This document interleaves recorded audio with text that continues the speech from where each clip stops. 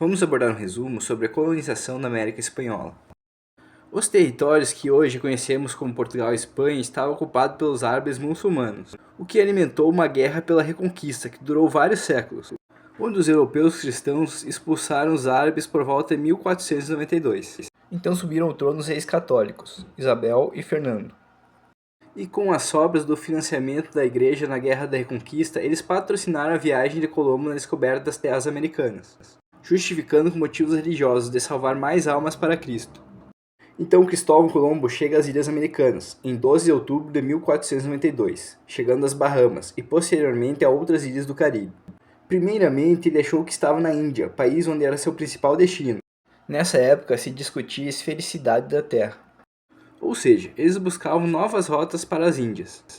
Então, com essa descoberta, a Terra passou a ser povoada pelos espanhóis e explorada pela coroa, cujas características eram a imposição do cristianismo, a pilhagem de riquezas indígenas e a consolidação efetiva de um território com extensão do Império Espanhol. Havia construção de vilas e cidades que se assemelhavam às cidades da metrópole.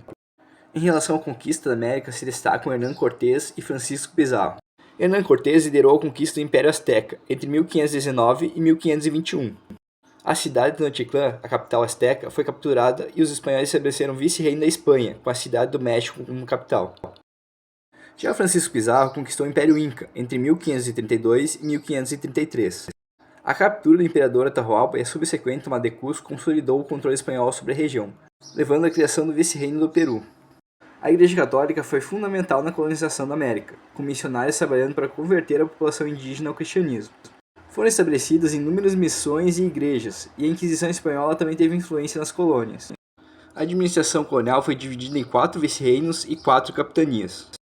Os vice-reinos eram formados por Nova Espanha, Peru, Prata e Granada, e eram responsáveis por escoar a produção e extração de produtos da colônia para a coroa. Já as capitanias eram responsáveis pela segurança desses territórios. Eram erguidas fortificações e era de lá que saíam os navios para proteger a costa, principalmente contra países descontentes com o Tratado de Tordesilhas. As capitanias eram as de Cuba, Venezuela, Chile e Guatemala. Para facilitar o controle de entrada e saída de mercadorias, bem como a contratação de mão de obra nas colônias, a Espanha criou a Casa de Contratação. O órgão era responsável não apenas pela contratação de serviços, mas também por cobrar impostos, cerca de 20% dos ganhos em ouro extraídos das terras, o chamado quinto. Já sobre a sociedade, no topo da pirâmide estavam os chapetones e os crioulos. Os chapetones eram os espanhóis de origem, e tinham todos os direitos e privilégios. Já os crioulos eram filhos dos espanhóis, mas nascidos na América. Eles detinham menos direitos que os chapetones. Já os mestiços, os indígenas e os escravizados estavam na base da pirâmide. Já sobre a exploração do trabalho havia as encomendas, mitas e a escravidão.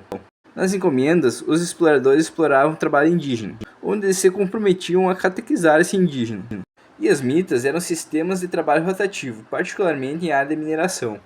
Então eram sorteados indígenas para realizar os trabalhos. A mita era uma instituição inca que foi adaptada pelos espanhóis, porém era extremamente opressiva e exploratória. A escravidão indígena era proibida, mas ela ocorria de maneira disfarçada, como nesses casos, por exemplo. À medida que os trabalhadores nativos morriam, escravos eram trazidos da África para substituí-los, e eram fornecidos principalmente pelos portugueses. Então a economia se baseava na mineração, na agricultura e no comércio transatlântico. A mineração foi uma atividade central na economia da América Espanhola, especialmente nas regiões de México e Peru, onde os espanhóis descobriram grandes depósitos de ouro e de prata. No século XVIII, a reforma dos Bourbon tentaram modernizar a administração colonial e aumentar sua eficiência econômica. No entanto, essas reformas também geraram descontentamento entre as elites locais.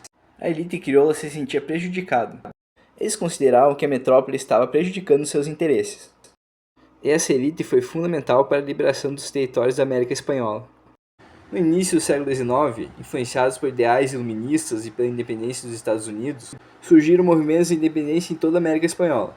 Líderes como Simão Bolívar e José de São Martim foram fundamentais para a liberação dos territórios coloniais, culminando na independência de quase todas as colônias espanholas até 1825. E assim concluímos esse resumo.